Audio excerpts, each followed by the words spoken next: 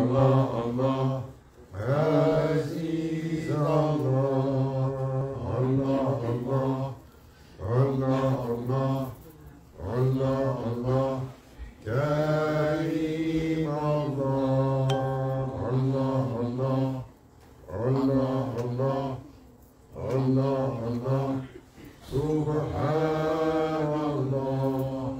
Allah, Allah, Allah, Allah, Allah, Allah, Sultan Allah.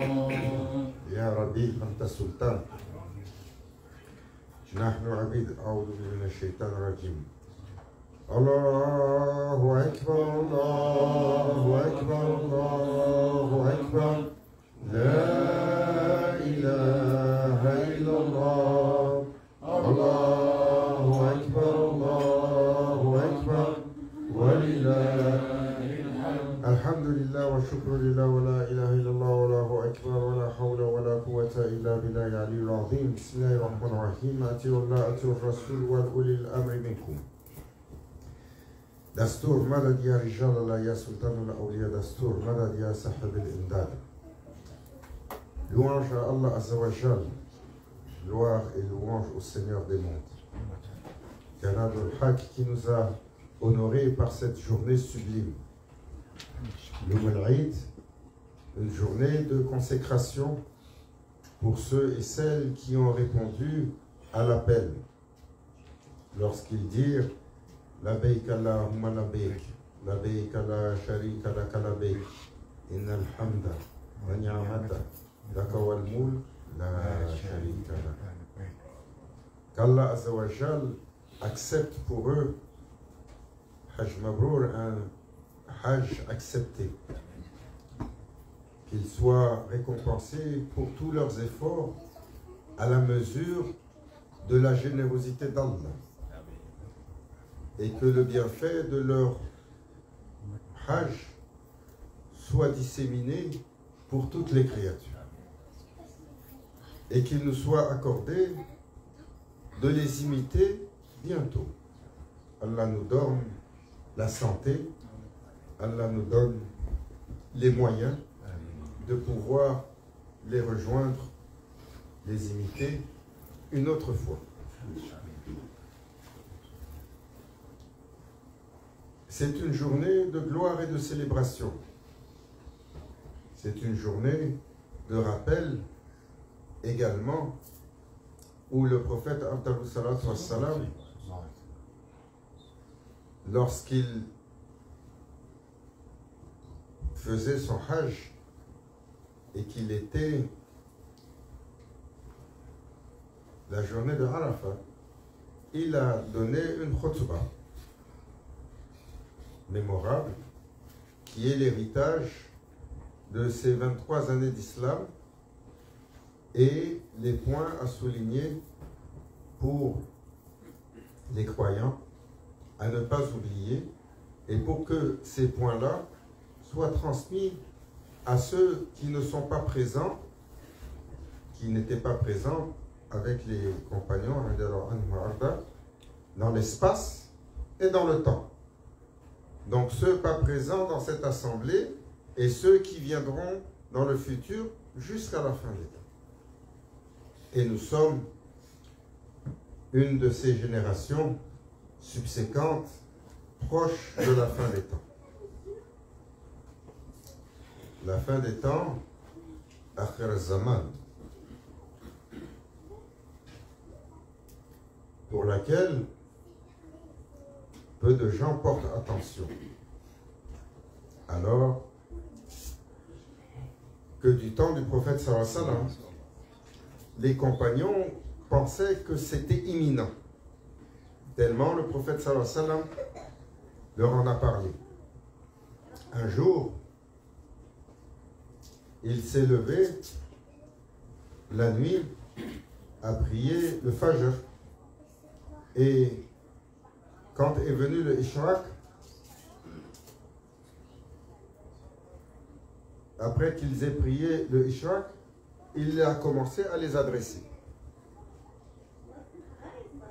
pour ceux qui allaient venir. Il a parlé sans interruption jusqu'au Zohar.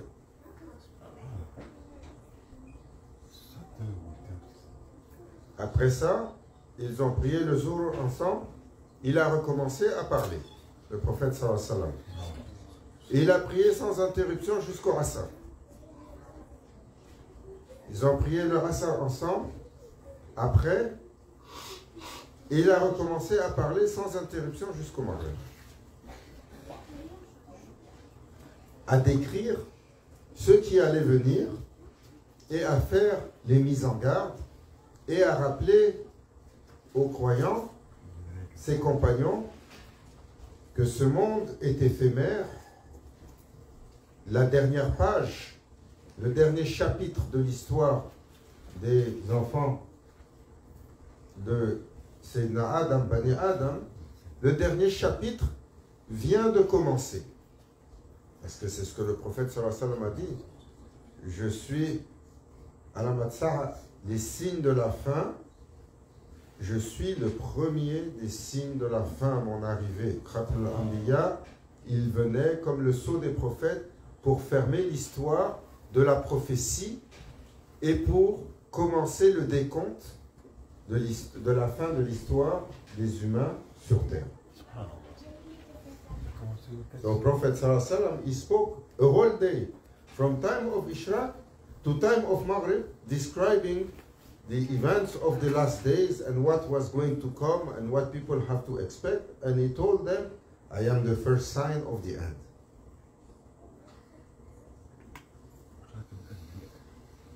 And this was what we call prophecy. Ce sont ce qu'on appelle des prophéties. Les prophéties, c'est quoi?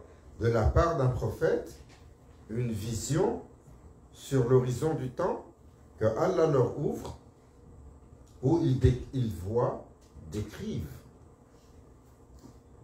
Et de tout temps, tous les peuples ont été mystifiés par les prophéties.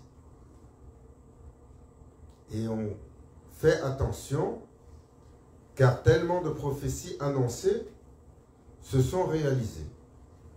Jusqu'à la dernière génération qui a comme prophétie 250 prophéties que le prophète sallallahu alayhi wa sallam a mentionnées sur la fin des temps.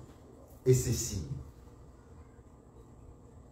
Quand on fait la compilation, Maulana Cheikh Hicham, il nous disait, un jour, les ulémas du Hijaz, ils ont compilé les hadiths sur la fin des temps et sur Sayyidina al-Mahdi alayhi salam, parce qu'on en parle. Ils ont compilé 250. 250 hadiths, les signes de la fin des temps. Les compagnons, quand le prophète sallallahu alayhi wa sallam leur parlait d'Ajal, qu'est-ce qu'il disait? Il disait, il nous parlait et son imminence était telle qu'on pensait qu'il allait sortir de derrière la montagne.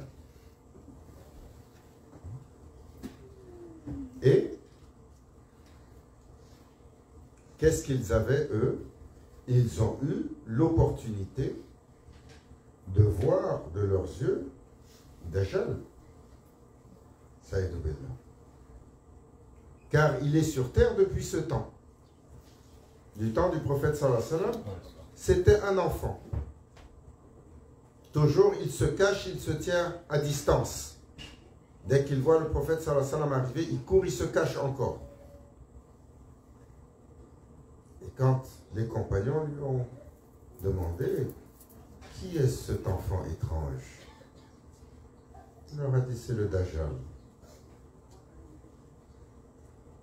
Et avant de quitter, il a demandé à Sayyidina Ali, Karamallah Washha, il va enchaîner cet enfant pour que son influence ne commence pas alors qu'il va commencer à gagner son pouvoir, va l'enchaîner. Alors ils sont partis, Sayyidina Ali sur un territoire où les deux mers se rejoignent, où il est une île, et ils sont allés par l'ordre du prophète sallallahu alayhi wa sallam, par la direction du prophète sallallahu alayhi wa sallam, pour aller l'enchaîner sur cette île, et voiler cette île de l'accès des humains. Et donc,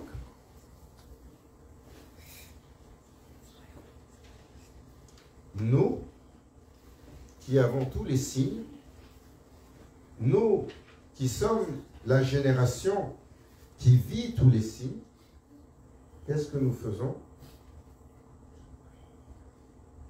Nous dormons au gaz. Pas comme ça qu'on dit.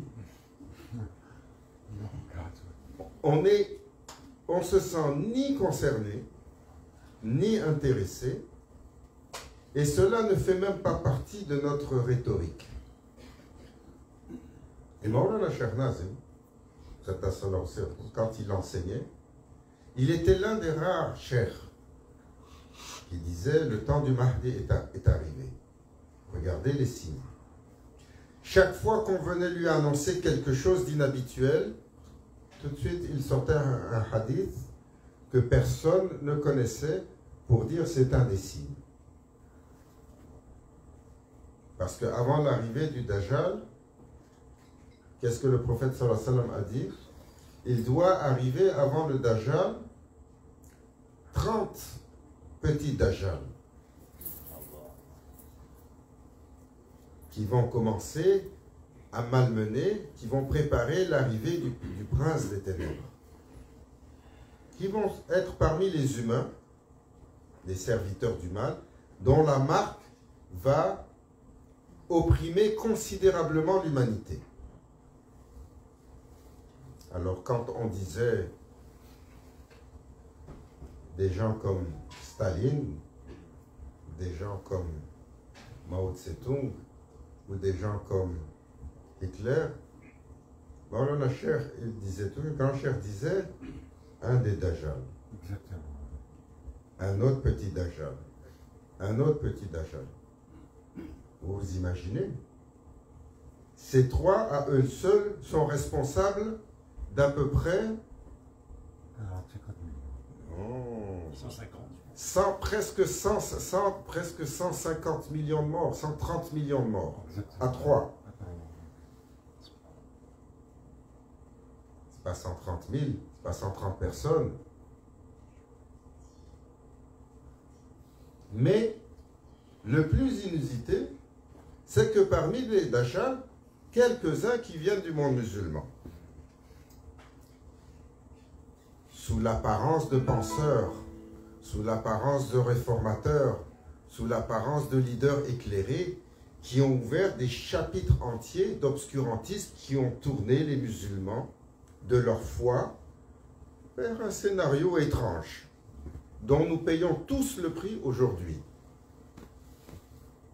Une Ummah nombreuse, plus de 2 milliards, un quart de la population, un quart des pays sur Terre. Une Ummah riche, ô combien de richesses. Une Ummah éduquée et brillante. Il suffit de regarder toutes les chaires de recherche partout, dans toutes les universités, et de regarder combien de Marocains sont là, combien d'Algériens sont là, combien d'Indiens et de Pakistanais sont là, combien de ci, combien de ça. Tellement. Une Ummah qui a la vérité, qui a la révélation et qui a la puissance de la révélation. La puissance de la révélation, ce pour lequel nous ne croyons pas. Quelle est cette puissance? Un livre à propos duquel il n'y a aucun doute. Allah Azza wa Jal a fait descendre le Coran Karim et il l'a introduit par Al-Fatiha al-Sharif. Et il a ouvert Al-Fatiha al-Sharif par Al-Basmala. Bismillahir-Rahman-Rahim est une clé que traditionnellement les ulémas, les savants disaient ne l'enseignez pas aux non-musulmans, car elle contient une telle puissance qu'il pourrait l'utiliser même pour faire du mal aux musulmans, pour celui qui le dit. Alors, comment Sayyidina Isa alayhi salam, il a fait ramener l'homme qui était mort? Bismillahirrahmanirrahim. Comment Sayyidina Moussa alayhi salam, il a ouvert la mer? Bismillahirrahmanirrahim. Comment Sayyidina Dhul-Kifl alayhi salam, il a fait sortir toute une vallée de morts de la terre par le pouvoir de Bismillahirrahmanirrahim. Comment un des gens qui avait la connaissance du livre, parmi la nation de Sayyidina Sulayman alayhi salam, alors que les puissants djinns de son temps n'arrivaient pas à porter le trône de Belkis, ils ont dit, cela nous prendra, il est si massif que nous avons besoin d'une semaine pour la porter du Yémen. Et un des gens qui avait la connaissance du livre a dit à Sayyidina Sulayman alayhi salam, parce que Allah a mis dans Zabour, dans les psaumes, comme secret, je te fais venir ce trône l'instant d'un clin d'œil. Par Bismillahirrahmanirrahim. Est-ce que nous croyons à la puissance de cette mention? Véritablement, nous les musulmans, comme il rigolait, Maulana Cheikh, et qu'il disait, les juifs, ils attendent l'arrivée de Messiah, leur Messie. Les chrétiens, ils attendent l'arrivée le retour de Sayyidina Isa ibn Maryam. Et les musulmans, ils attendent la décision des Nations Unies. Non? C'était Maulana Cheikh Nazim qui disait ça. Et ô combien nous ne sommes pas au fait de ce qui nous a été donné. Alors comment, avec un si grand nombre, autant de richesses, autant de savoir et la vérité révélée, un livre dont la première phrase peut ouvrir le monde et faire descendre la réalité des cieux sur terre. Bismillahirrahmanirrahim. Comment nous sommes dans un état si lamentable, si piteux, humilié, comme un morceau de viande qu'on a jeté au milieu d'une horde de chiens, il a dit le prophète sallallahu alayhi wa sallam. Pour une raison. Nous avons laissé le dîn se corrompre. Nous avons laissé nos cœurs se corrompre. La corruption venait d'où? Combien de civilisations, combien de nations ont essayé de détruire et de briser l'islam et le monde musulman? Combien? Avec combien d'efforts? Ils sont arrivés? Non. Jusqu'à ce que nous décidions de l'intérieur de nous diviser et de se monter les uns contre les autres contre le conseil du prophète sallallahu alayhi wa sallam qui disait, qu'il demandait à Allah que Allah témoigne qu'il a livré le message. Et il disait aux compagnons, lorsque je serai parti, ne vous levez pas les uns contre les autres pour vous briser les coups les uns contre les autres. Aujourd'hui, monnaie courante généralisée. Et nous l'avons fait à nous-mêmes, par nous-mêmes. L'influence des gens de l'extérieur, c'est facile de blâmer les forces coloniales. La force coloniale, comment elle a réussi à en rentrer si elle n'a pas trouvé des gens prêts à vendre leur âme, prêts à vendre leur patrie, prêts à vendre leurs frères, prêts à vendre l'islam et ses principes et les règles de fraternité. Pourquoi? Pour de l'argent. Pourquoi? pour un trône confortable. Pourquoi? Pour la représentativité de l'autorité des forces coloniales.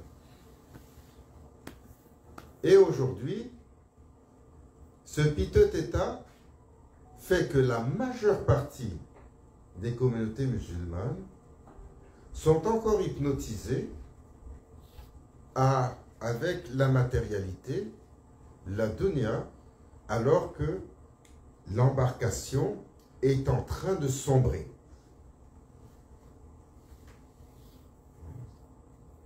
L'embarcation est en train de sombrer.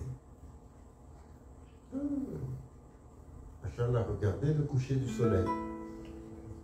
Oh, il y a la belle brise sur le pont. Oh, machallah. Le menu du jour du chef. Ah, vous n'avez pas entendu aujourd'hui, il y a un spectacle. Les idoles arabes. Arabian Idols. Et on va chercher les meilleurs des chanteurs. Et qu'est-ce qu'on fait? On s'assoit là-dessus, à la mode Hollywood, tous hypnotisés. Et, machin. Demandez aux Égyptiens, quand ils étaient hypnotisés par la voix de Kalthoum, ce que Israël leur a fait. Juste les Égyptiens, Et ce qu'on nous a fait parce qu'on était hypnotisés par tout ce qui brille. Et c'est pas assez de leçons. Où est la vigilance du croyant? Allah jure. Il jure que l'humain est en perdition. Et met en garde l'humain contre toutes les tentations, contre toutes les scénarios qui sont capables d'hypnotiser. Le prophète sallallahu alayhi wa sallam, il disait, Shaitan, Saïd Billah, il a désespéré de vous attraper sur les grandes choses, sur votre foi. Aucun des musulmans ne va dire, aujourd'hui j'ai décidé de faire sajda pour un tarot. Vous ne trouvez pas un musulman comme ça. Le shirk ouvert n'existe plus. Vous ne trouvez pas un musulman qui s'accorde pour dire tel interdit n'est pas acceptable. Tout le monde accepte que le kamar, c'est un mal. Il y a quelques gens qui jouent, qui disent ça c'est le vin. Si tu as le cristal metz, malish, il n'est pas mentionné dans le Coran. Comment il joue? Le whisky, malish, c'est pas du kamar. Et kamar, l'enivrant, celui qui altère ta raison, qu'il soit liquide, qu'il soit solide, qu'il soit en vapeur, qu'il soit en poudre, qu'il soit en herbe, qu'il soit de toutes les façons que ce soit. La même chose. Tout le monde s'accorde là-dessus. Même celui qui a le pied dedans. Hein, de temps en temps, il y en a un qui rentre ici à la mosquée. Il dit pardon pour ce que je fais. J'ai appris le Coran. Il commence à réciter un peu. J'ai dit mais je sais, j'ai ce faible-là, je suis. C'est pas à nous de le juger. Quand on le voit, on lui dit, ce lieu ne te permet pas de rentrer, c'est un sanctuaire. Si tu as le feu qui court en toi, abstiens-toi d'y rentrer. Mais, s'il demande, on lui donne. Même s'il arrive et il titube, et il te demande, il dit, je veux, parce que jamais il va venir pour te dire, je vais aller au dépôt de boissons à côté pour une consommation. Qu'est-ce qu'il te dit? Donne-moi, je cherche à manger. Ou donne-moi, je cherche une chambre. Il n'est pas de ton ressort ou de ta question de le questionner sur ses intentions. La yukallifu lahu nafsan illa wus'aha. Quand les gens sont venus demander par insistance au prophète sallallahu alayhi wa sallam, il a dit Allah ne charge pas une âme plus qu'elle peut porter. S'il est envoyé, c'est que c'est mon devoir de donner. Celui qui demande, vous donnez sans poser de questions. Tu ne sais pas, sur toi, ton argent qui est halal, Inch'Allah, on espère. Amen. Tu sais pas, sur ton regard de bienveillance, peut-être qu'il va accepter ton argent, il va aller manger avec, et dans cette nourriture, un bienfait descend, et ça change son cœur. Tu ne sais pas. Donne.